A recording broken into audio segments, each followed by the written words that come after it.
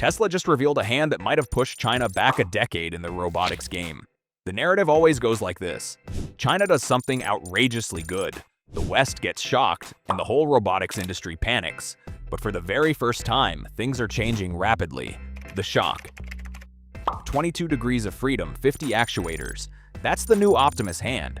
It's not a concept or a lab rendering. It's real hardware currently being deployed at Tesla's own factory in 2026. To put that number in perspective, the human hand operates on roughly 27 degrees of freedom. Tesla has built a robotic hand that gets within that distance of matching human-level articulation in a mass manufacturable package at a fraction of the cost compared to anything in the market.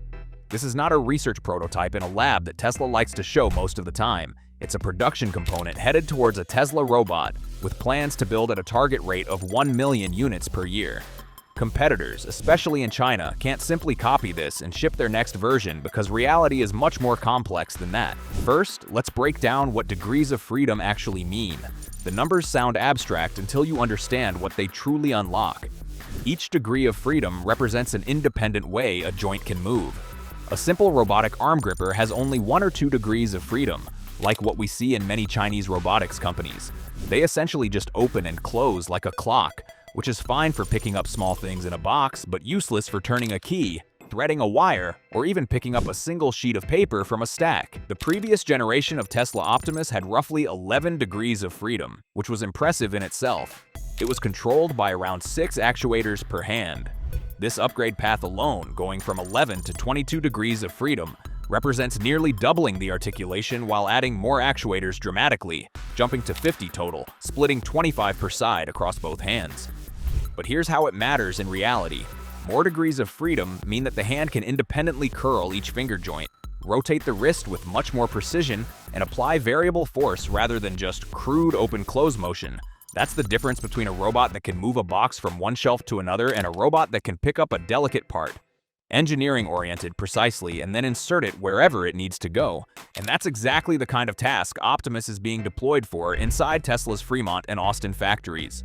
They are going to start doing battery module handling, parts knitting, and assembly assist work that genuinely requires human-like fine motor controls, not just brute mechanical strength. Why can't China copy this? So what exactly is so difficult that China cannot even copy a single hand when they're demonstrating robots doing backflips in Kung Fu? China has an enormous, well-funded robotic industry. Companies like Unitree are already shipping humanoid robots that you can purchase today, complete with full SDK access for developers. On paper, replicating a hand with 23 degrees of freedom sounds like a 2-month task and a straightforward challenge that a well-resourced Chinese manufacturer could tackle within a year or two. However, in practice, the new path copies of all of them can be reverse-engineered or independently developed. Given enough time and capital, what can't easily be copied is the brain controlling that hand, and that's where Tesla's real advantage lies.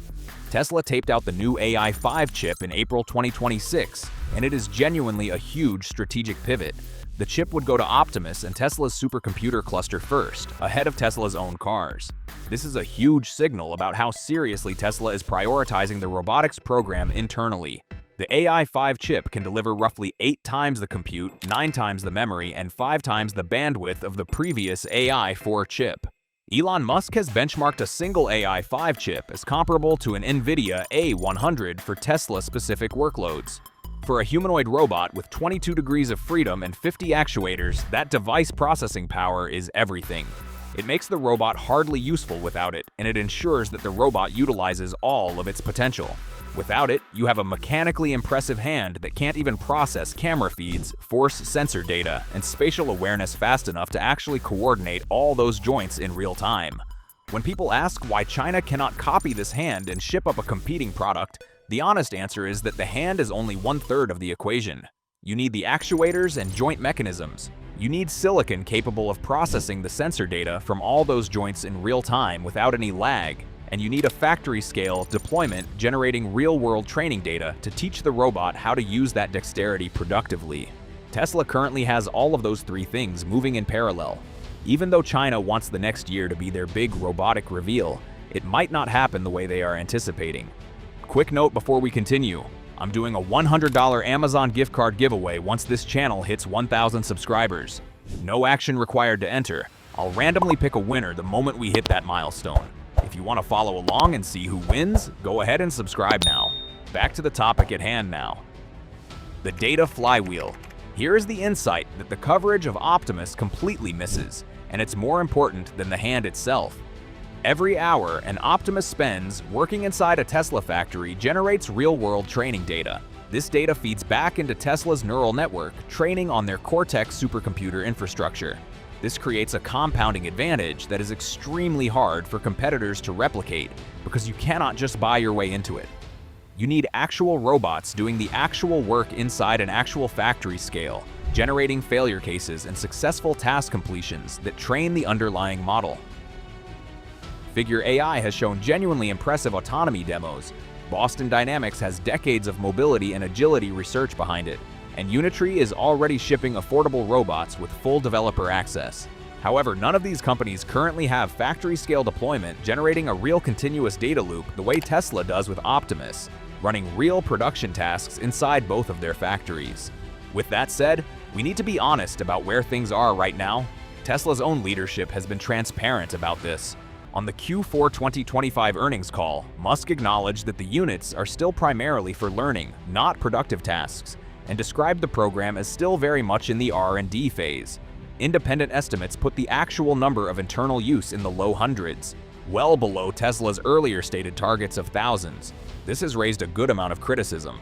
Some of Optimus' most impressive demonstrated capabilities have relied on teleoperation, meaning that a human is remotely controlling the robot's environment rather than letting it run fully autonomously. Tesla has faced real scrutiny for presenting those demos in a way that blurred the line with genuine autonomy. This distinction is huge because a robot that can only perform impressive dexterity tasks when a human is puppeting, it doesn't solve anything. Wait, you're watching right now but not subscribed to the channel. Go ahead and smash that subscribe button so we can move on with the video. You did? Okay, cool. Now back to the story about this milestone schedule where we break down what is truly next for this automated system. The timeline. So where does this actually land? And when do we see this handling something generally autonomous at a big scale? A human quietly puppeteering from a control room somewhere. The real milestone on the calendar is Optimus Vibe 3, expected to be revealed and enter low-volume production at Tesla's Fremont facility sometime this year. But we must be precise here because most coverage online completely misses these two things. Gen 3 refers specifically to the 22 degrees of freedom hand-fitted onto the existing Gen 2 body. V3 is something completely different. It is the full next-generation body platform, built specifically for mass production, reportedly with around 37 joints total, 9 more than the current Gen 2 body, along with a new harmonic plus planetary drive system and improved balance control capability of handling slopes up to 15 degrees without losing any stability. Beyond that reveal, Tesla's publicly stated roadmap included limited external and business-to-business sales targeted at industrial customers by late 2026. It is a serious high-volume production ramp through 2027, with Gigafactory Texas eventually targeting production capacity up to 10 million units per year. Moreover, Musk's own earliest target for the real availability lands at the end of 2027. Now we must slow down here and apply some healthy skepticism because this part matters just as much as the specs themselves. Most independent analysts consider 2028 to 29 as far more realistic windows for actual consumer availability given Tesla's well-documented pattern of ambitious timelines slipping repeatedly. Optimus itself was originally floated for a 2023 reveal, then pushed to 2025, and is now sitting at late 2027 for consumers. So every date attached to the program has to be treated as an aspirational target that Tesla is working towards. However, they have never actually succeeded. When it comes to pricing, Musk's long-term consumer target price is somewhere between $20,000 to $30,000 per unit, with some suggesting that it could drop even lower once manufacturing hits the true economies of scale. Current actual build cost, however, is estimated between $50,000 to $100,000 per unit, and in the earliest commercial units heading out to business customers, they are expecting to launch significantly above the long-term consumer target before mass production brings the price down to a certain level. The global robotics race.